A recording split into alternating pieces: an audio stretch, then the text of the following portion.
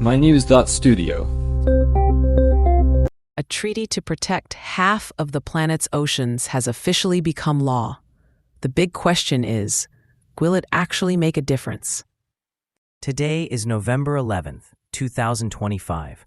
The High Seas Treaty just reached the threshold, ratified by 60 countries. That means it will take effect in January 2026. Nearly half of Earth, those international waters, now have their first ever global legal protection. Is this as significant as it seems? It actually is.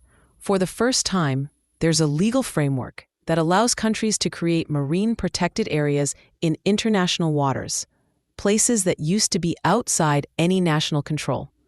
Over 75 countries have signed up. The treaty gives them tools to regulate fishing, shipping, and deep-sea mining. Until now, that part of the ocean was basically unregulated. So what does this change in practice? Let's take overfishing as an example. How does the treaty address that? It doesn't outright ban overfishing, but it lets countries set up protected areas together and agree on the rules. Enforcement is mostly about transparency. Countries are required to report their activities, and there's a review process through what's called the Conference of the Parties, or COP. It's more about peer pressure than sending out patrol boats. So, no fines or sanctions then? Not in the treaty itself. The main tools are public reporting, regular reviews, and diplomatic pressure. If a country isn't following the guidelines, the COP can recommend changes, or if enough countries agree, decisions can be made with a 2/3 majority. There's also a dispute process under the existing UN Convention on the Law of the Sea. Let's get into marine protected areas, or MPAs. Who decides where these go? What's the actual process? Any country can propose creating an MPA, but the proposal must be supported by scientific evidence. There's a scientific and technical body that reviews each case. Then the COP votes on it. If consensus isn't reached, a 2/3 majority can decide.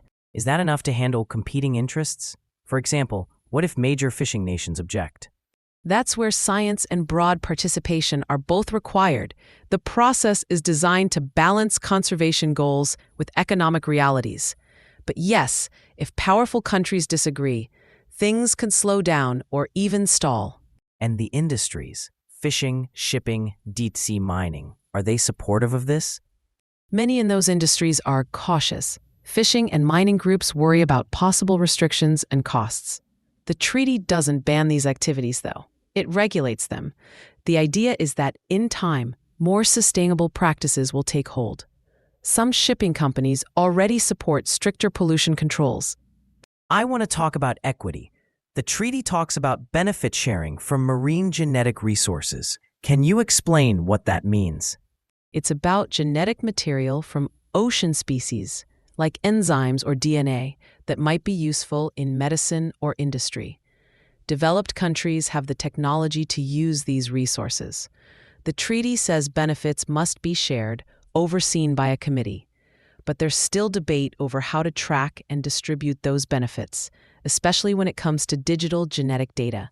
How about indigenous and coastal communities? Are they part of this process? That's still a work in progress.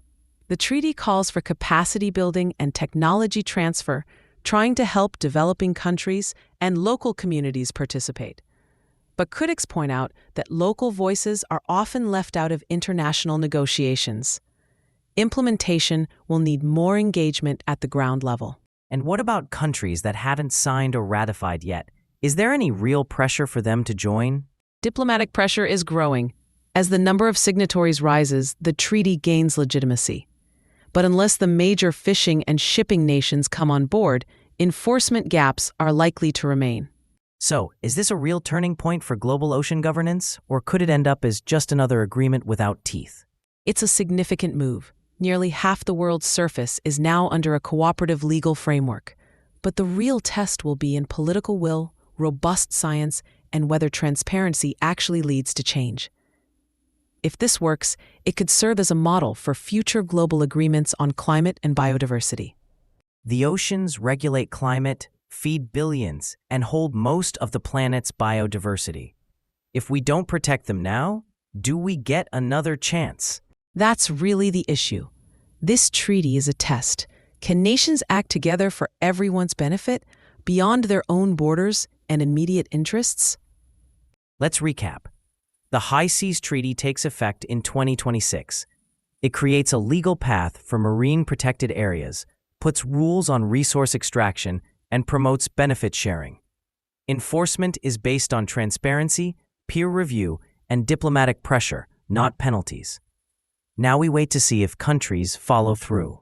And if they do, this could become the largest ocean conservation effort ever. If not, we'll need to rethink. Either way, the stakes are enormous. Thanks for being with us. This was a look at what's next for our oceans and why it affects everyone. Thank you for tuning in. This episode was powered by mynews.studio. You can try it now for free.